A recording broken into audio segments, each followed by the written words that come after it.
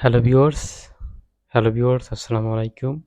সবাই কেমন আছেন? আশা করি সবাই অনেক ভালো আছেন। আপনারা অনেকেই অনলাইনে শপিং করেন বা অনলাইনে আপনারা ইম্পোর্ট এবং এক্সপোর্টের কাজ করে থাকেন বা চীন থেকে আপনারা কোনো প্রোডাক্টস পারচেজ করেন বা পেমেন্ট করতে পারেন না। যেমন যদি আপনি বাংলাদেশি কোনো পাসপোর্ট ব্যবহার করে একটা ভার্চুয়াল কার্ড নেন বা একটা ব্যাংক থেকে যদি কোনো কার্ড নেন, সেই কার্ডের আপনার লিমিট থাকে $12,000 মতো লিমিট থাকে। তো আপনি $12,000 দিয়ে কিন্তু কারো হয় না। তো আপনি চাইলে কি করতে পারেন? আপনি চাইলে এই ওয়েবসাইটে এসে একটা ভার্চুয়াল কার্ড নিয়ে আপনি চাইলে ইন্টারন্যাশনাল প্রোডাক্ট পারচেজ করে দেশে আনতে পারেন। ঠিক আছে? তো আপনি এই ভার্চুয়াল কার্ডগুলো নিলে আপনি লিমিটেশনটা কত পাবেন? আপনাকে একটু বলে দেই। যদি আপনি এখান থেকে যদি আপনাকে আমি ২ টা কার্ড দেখাচ্ছি। একটা হচ্ছে মাস্টার কার্ড আরেকটা হচ্ছে ভিসা কার্ড। তো এখন যদি আপনি এই ২ টার যেকোনো একটা কার্ড পারচেজ করেন তাহলে আপনি এই কার্ডগুলোর লিমিট হচ্ছে মান্থলি লিমিট হচ্ছে $20,000। তো আপনি চাইলে $20,000 পর্যন্ত চাইলে ট্রান্সেকশন করতে পারবেন এই কার্ডগুলো দিয়ে। তো যারা আসলে ধরেন আলিবাবা, আলিএক্সপ্রেস, অ্যামাজন বা এইসব ধরনের বড় ই-কমার্স ওয়েবসাইটে পেমেন্ট করতে চান, তারা চাইলে এই ২ টার যেকোনো একটা কার্ড কিনে চাইলে আপনি অনলাইনে শপিং করতে পারেন।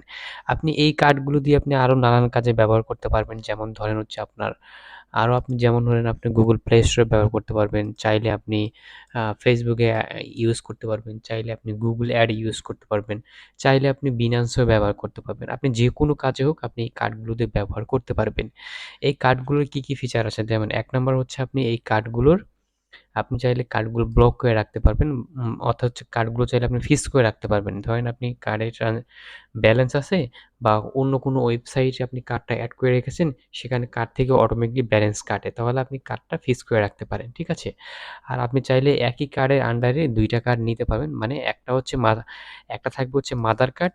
এই মাদার কার্ডের আন্ডারে চাইলে আপনি আরো কয়েকটা কার্ড চাইলে এখান থেকে মানে একটা কার্ডের আন্ডারে আপনি চাইলে আরো ২ টা কার্ড তৈরি করতে পারবেন। বুঝতে পেরেছেন?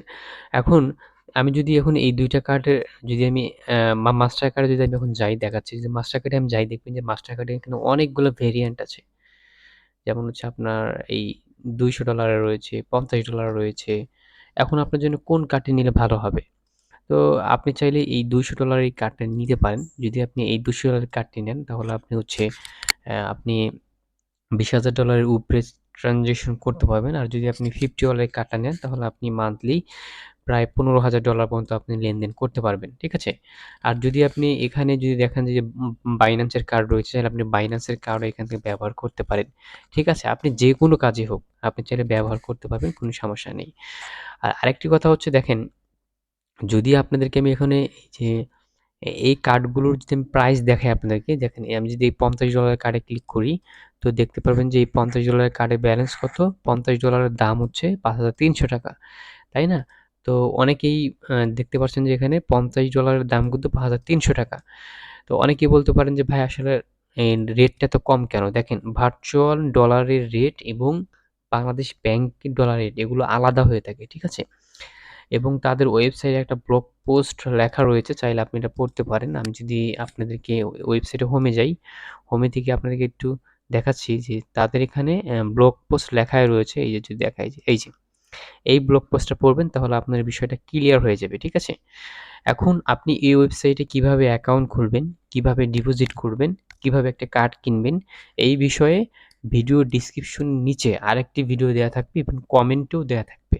চাইলে আপনি ওই ভিডিওটা দেখে এই ওয়েবসাইট থেকে একটা কার্ড পারচেজ করে অনায়াসে ব্যবহার করতে পারেন। যদি আপনাদের কোনো হেল্পের প্রয়োজন হয় আমাকে অবশ্যই কমেন্ট করবেন। আমি আপনাদের জন্য ওয়েট করব। আল্লাহ হাফেজ। Bye, bye. টাটা।